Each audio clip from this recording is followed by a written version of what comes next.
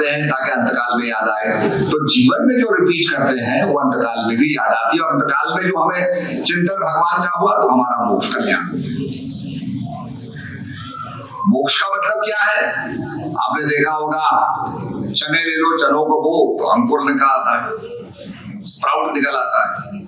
आजकल लोग अंकुर खाते हैं, स्प्राउट के अंदर प्रोटीन होता है, पर अगर उन्हीं चनों को भून दो तो उगते नहीं। तो भगवान कहते हैं जो ज्ञानाग्नि के अंदर जिनके संस्कार दग्ध हो जाते हैं उनका पुनर्जन्म नहीं होता, वो संसार में आना जाना नहीं होता, जो आज ट्रांसफॉर्मेशन नहीं होता है। नहीं तो आपको पता हर चीज की रिसाइकलिंग हो रही है। आज कागज है, उसकी भी रिसाइकलिंग हो रही है। आप कोई चीज लेने जाओ, उस पर लिखा रहता है रिसाइकल्ड पेपर। तो रिसाइकलिंग का मतलब हमारी भी रिसाइकलिंग हो रही है, और इसी को कहा जीवन मरण। पर इससे मुक्त होने के लिए जो ज्ञानाग्नि के अंदर जब हमारे संस्कार दग्ध हो जाते हैं तो आदमी का कल्याण होता है। तो ये अनेक शास्त्रों में उदाहरण दिए गए हैं जिनका हम चिंतन करें, सत्संग को सुने और सेवा करें। आपका देखो इतना अच्छा ये भवन बन गया है, तो ये अपने आप में सभी प्रेमिक्स के लिए बहुत बधाई के पात्र हैं। अच्छा आपने ये बताया। और दक्षिण के अंदर खासकर जो आपका ये बेंगलुरु है, ये बड़ा इसकी कनेक्टिविटी है, ये आपके केरला से सभी जगह से जुड़ा हुआ है, तो इसका अपने आप में महत्व है। तो यहाँ पर निश्चित रूप में ये भवन बन के बना, ये सेवा करेगा, ज्ञान प्रचार करेगा, इसीलिए बनाया गया है और बन के अब तैयार भी हो गया है। थोड़ी सी इसमें और काम बाकी है, तो सभी इसमें सहयोग करेंगे तो ये पूरा हो जाएगा। और फिर यज्ञ का जो पूर्ण आहुति है, पूर्ण आहुति के अंदर सबको सहयोग देना चाहिए, तो पूर्ण आहुति होगी। तो निश्चित रूप में सभी आएंगे, पूरा परिवार आएगा। उस समय जब तो मैं यही कहना चाहता हूँ, अभी हम लोग आपके जैसलमेर में कार्यक्रम करके आए, बहुत बड़ा कार्यक्रम जैसलमेर में हुआ। उसके बाद बहुत से स्थानों पर, जौनपुर में और बहुत से स्थानों पर सत्संग का कार्यक्रम करते हुए हम आ रहे हैं, और कार्यक्रम टेलीविजन पे भी आते रहते हैं, उससे भी प्रचार होता है।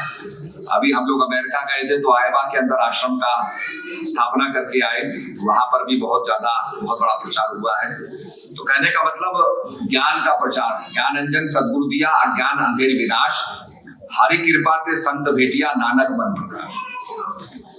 तो गुरु नानक देव जी कहते हैं कि मन के अंदर प्रकाश हुआ जब ज्ञानांजन गुरु महाराज ने दिया, और ज्ञान के प्रति दृढ़ता।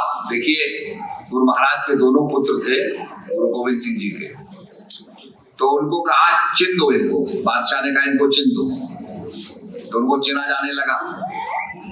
तो चिन्हा जाने लगा तो जो बड़ा जो भाई था उसके आंखों में आंसू आए, तो छोटा भाई कहता है कि भाई आपकी आंखों में क्यों आंसू आ रहे हैं, आपको डर लग रहा है? उसने कहा नहीं, मुझे इसलिए आंसू आ रहे हैं कि तुम छोटे हो, परंतु सबसे पहले बलिदान देने में तुम जाओगे। तो उनके अंदर इतना दृढ़ भक्ति थी, इतना संकल्प था, और कितनी यातना दी गई, कुछ भी किया गया, पर वो अपने मार्ग पर डटे रहे। तभी कहा धर्मो रक्षति रक्षतम, जो धर्म की रक्षा करते हैं धर्म उनकी रक्षा करता है। तो अगर हम ज्ञान भक्ति में लगेंगे तो हमारे परिवार में भी वैसे संस्कार जाएंगे, बच्चों में भी संस्कार जाएंगे, और अच्छे संस्कार होंगे तो आगे बच्चे हमारे अच्छे बढ़ेंगे।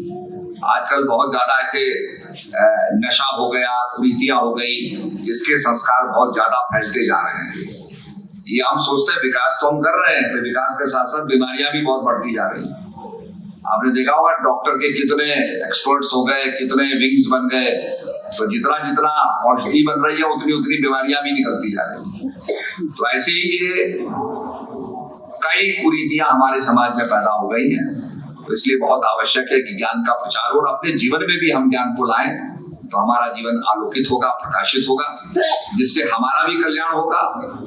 अच्छे व्यक्ति हम बन के चलेंगे तो उससे समाज का भी कल्याण होता है और देश का भी उद्धार होता है। तो आपने देखा होगा योग का प्रचार हो रहा है, भारत के प्रधानमंत्री विदेश में जाके योग कर रहे हैं, और मात्र एक ही नहीं कर रहा है बल्कि अनेक देश के जो लीडर्स हैं वो योग कर रहे हैं।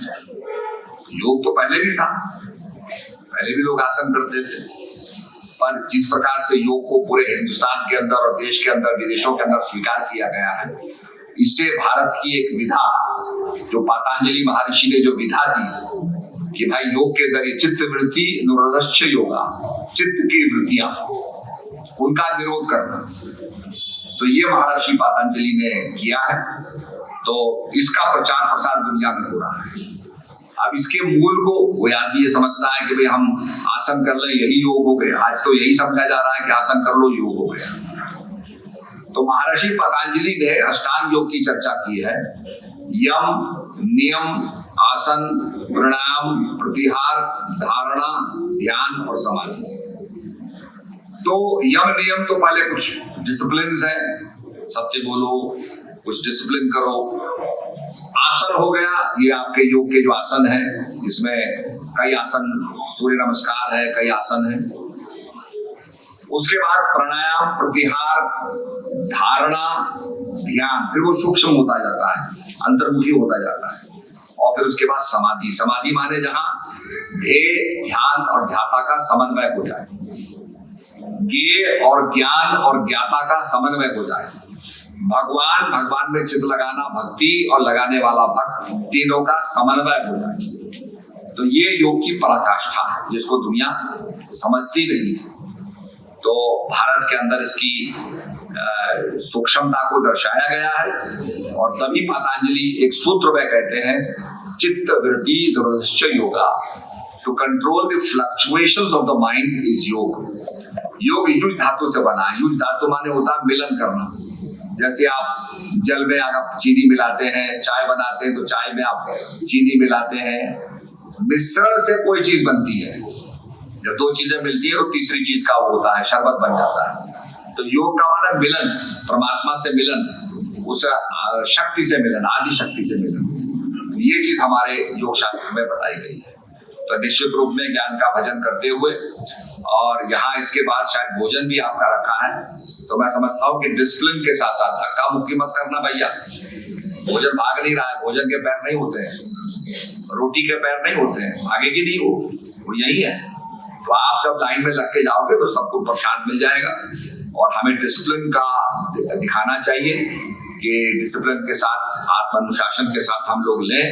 सबके लिए प्रबंध किया है महात्मा जी ने और यहाँ प्रेमियों ने। तो लाइन से लग के आप जाएंगे तो सबको भोजन मिल जाएगा। इन्हीं शब्दों के साथ सब